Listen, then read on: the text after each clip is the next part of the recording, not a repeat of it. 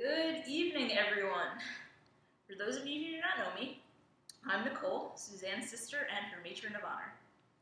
So when Suzanne first called me to let me know that she and Chris were engaged, my first thought, of course, was how excited I was for the two of them. I couldn't wait to help out however I could as her matron of honor.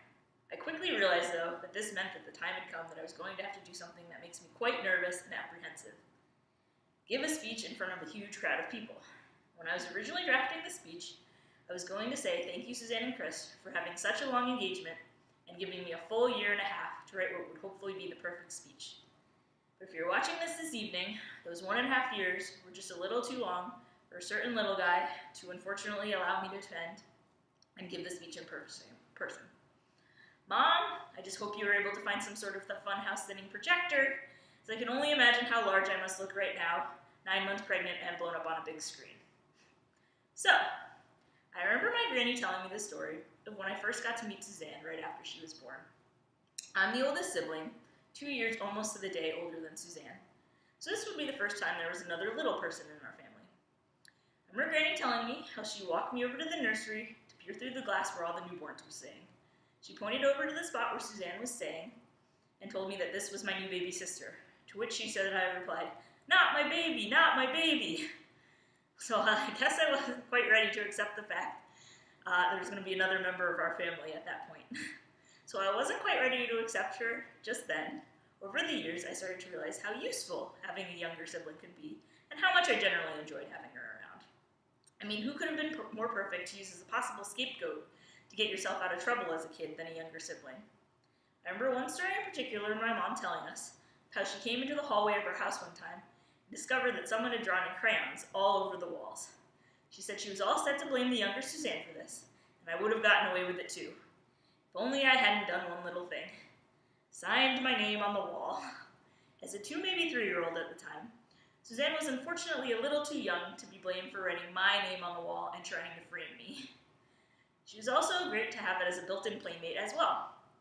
She would be the Luigi to my Mario and Nintendo, which I think may be the role that all younger siblings may have played. And what could have been better than to have her be the Pumbaa to my Timon and the hyenas to my Scar on our Lion King soundtrack sing-alongs we used to have on long car rides growing up. It's actually pretty surprising how much of the time Suzanne and I got along as kids. Anyone who knows us can tell you that growing up, Suzanne and I were very different. By very different, I mean polar opposites. I've always been pretty neat and a very organized person. I like to have things planned out well in advance and always like to be on time. Suzanne, on the other hand, is more of what you would say is a go-with-the-flow type person. For example, when she spur of the moment decided to sublet an apartment in Queens and bartend in Times Square in New York City on a whim one summer. You should see some of the last-minute plane ticket prices she's had to pay over the years, or the rush shipping charges she's incurred, such as deciding she must buy an item, such as a Christmas gift, 2 days before Christmas. For the most part, strangely though, Suzanne and I have pretty much always gotten along. Sure, sometimes she was the annoying younger sibling, like when she'd sing songs incessantly outside my bedroom door, or when I'd be busy doing something, she'd come over and cling, literally for dear life, and whine, attention me, until I did. But really, those aren't the times that stand out in my head. What I remember most is always having her around when I needed her growing up. Someone who was always there to play with me when I was younger. Someone now that I'm older, I can always call whatever the time of day or night to discuss the most random of random things you wouldn't dream of discussing with anyone else. I'm so proud to be standing here today to see what a genuinely caring and thoughtful person she's become. And I think anyone that really knows Suzanne would agree. Alright, enough childhood stories about Suzanne and myself.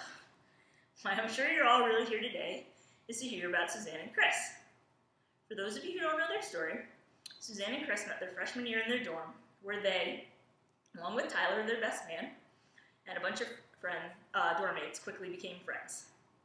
After their freshman year, I remember Suzanne telling me that she was going to be moving into a house with her 8, yes 8, best guy friends, one of which being Chris. I can only imagine what my parents must have thought when they first heard this housing plan. I hung out with Chris several times through their college days, but always just thought of him as one of Suzanne's good friends.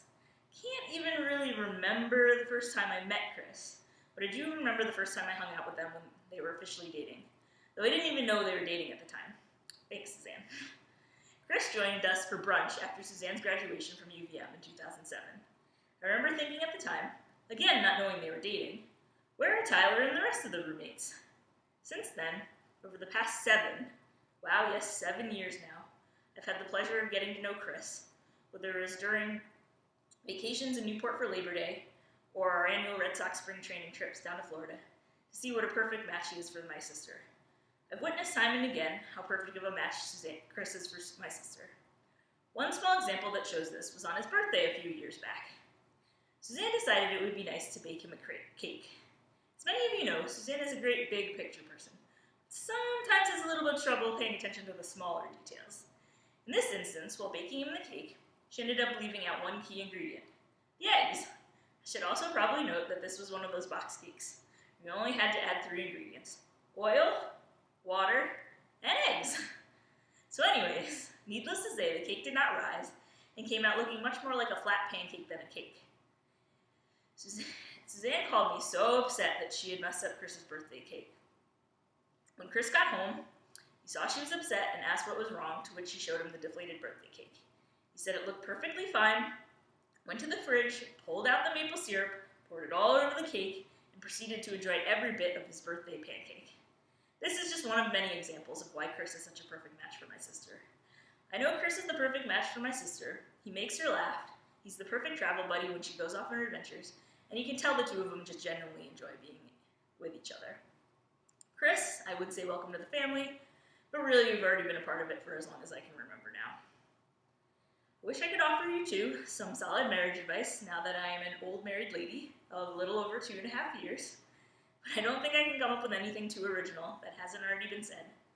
So instead I'll leave you with a quote I found that sums up a bunch of marriage advice pretty well all in one sentence. As you sit side by side through the roller coaster of life, remember to scream at the peaks, hold hands through the dips, laugh through the loop-de-loops, and enjoy every twist and turn, because the ride is better because you share it together. With this, I will ask everyone all to please join me in a toast, mine of water, of course, and please join in congratulating the bride and groom. Cheers to the new Mr. and Mrs. Koner. Congratulations.